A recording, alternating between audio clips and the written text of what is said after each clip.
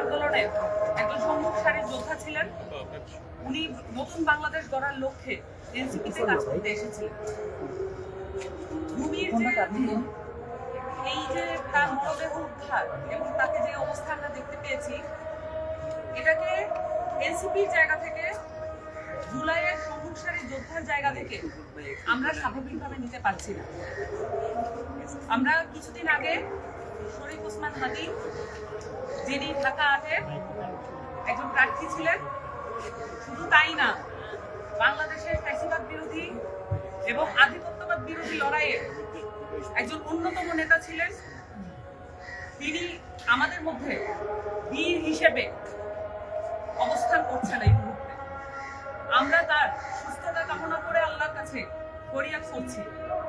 কিন্তু এরই মধ্যে আমরা যখন খবর পাই যে আমাদের সহযোদ্ধা রুমি, তার মরদেহ যখন আমরা এভাবে ঝুলন্ত অবস্থায় পাই, যেমনটা ভাবে হাদির মস্তিষ্ক ভেদ করে দেওয়া বুলেট যেমন আমাদেরকে ছিন্ন ভিন্ন করে ফেলেছে, রুমির ঝুলন্ত মরদেহ আমাদেরকে, এই বাংলাদেশের সকল মানুষকে এবং আমরা যারা এনসিপি সহ অন্যান্য যারা জুলাইয়ের সম্মুখ সারির যোদ্ধা ছিলেন, সকলকে এই ঝুলন্ত অবস্থায় আমরা দেখতে পাচ্ছি।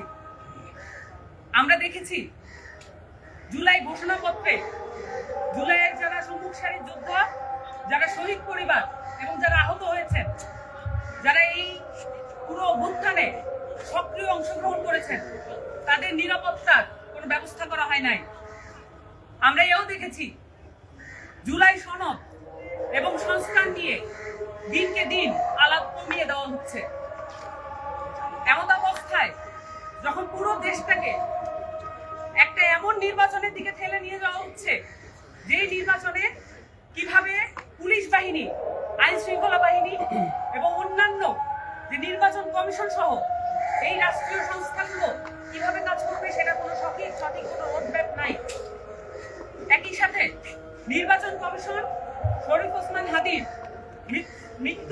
মৃত্যুসজ্জায় অবস্থায় কটাক্ষ এবং উপেক্ষা করে যে মন্তব্য করেছে প্রধান নির্বাচন কমিশনার, আর কত উপেক্ষা হলে, আর কত মরদেহ হলে নির্বাচন কমিশন নিজেদেরকে সজাগ দৃষ্টি দিবে? আমরা বারংবার বলে এসেছি এনসিপির জায়গা থেকে, পূর্ববর্তীতে আমাদের যে শাপলা নিয়ে, শাপলা বলি না শাপলা, এই বিষয়ে যখন আলোচনাগুলো চলছিল, আমাদের আলাপগুলো কখনোই নির্বাচন কমিশনের আমাদেরকে কি প্রতীক দেওয়া হবে এই বিষয় ছিল না। আমরা বারংবার বলে এসেছি এই নির্বাচন কমিশন কোনোভাবেই একটি ফেয়ার নির্বাচন কমিশন নয়। এই নির্বাচন কমিশনে যারা কমিশনার নিয়োগ হয়েছে, তাদের নিয়োগ কিভাবে হয়েছে আমরা পরিষ্কারভাবে জানতে চেয়েছিলাম। রুমির প্রত্যেকটা অ্যাকাউন্টে, প্রত্যেকটা কমেন্টে এবং তার যে লাস্ট পোস্ট ছিল হাদির সুস্থতা কামনায়, তার লাস্ট পোস্ট ছিল, আপনারা দেখেছেন, এই লাস্ট পোস্টের কমেন্টে পর্যন্ত তাকে বোলিং করা হয়েছে।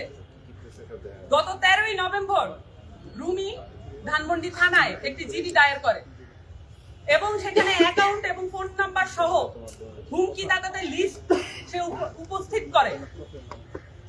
আমরা যেটা জানি, এইসব কাজ আসলে গোয়েন্দা বাহিনী তথা ডিজিএফআই, এসবি, কিন্তু আমরা আমাদের পক্ষ থেকে তদন্ত করে যেই তথ্য উপাত্ত তাদের কাছে দায়ের করছি, প্রমাণ যেগুলো হাজির করছি, সেই মোতাবেক আমরা কোনো ব্যবস্থা নিতে দেখছি না। অন্যদিকে সবগুলো রাজনৈতিক দল একত্রিতভাবে নির্বাচনের দিকে এগিয়ে যাচ্ছে, কিন্তু আমরা দেখছি আমাদের জুলাই যোদ্ধা যারা ছিলেন, যারা শহীদ পরিবারের উপরে একাধিক হুমকি আসছে, এনসিপির একাধিক নেতাকর্মীর উপরে হামলা এবং হুমকি উভয় চলমান আছে। এটা শুধু এনসিপির ব্যাপার নয়, পরিষ্কার করে বলতে চাই, এটা বাংলাদেশের নিরাপত্তার বিষয়।